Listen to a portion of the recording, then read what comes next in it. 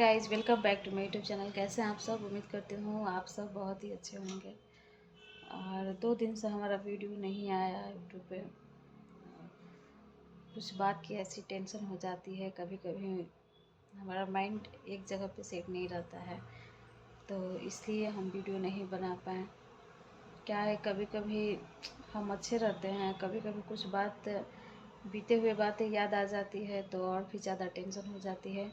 कुछ भी करने का मन नहीं करता है।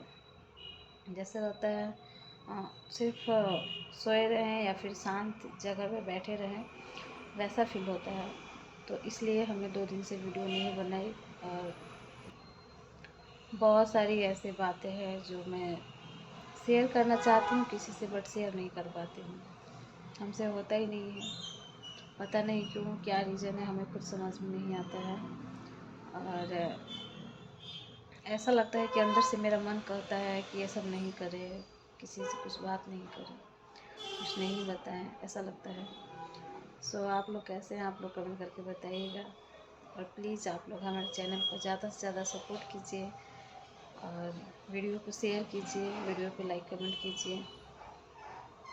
तो थोड़ा टाइम पास हो जाता है, ऐसे वीडियो बनाती हूँ, थोड़ा वीडियो बना लेती हूँ, थोड़ा टाइम पास हो जाता है मेरा।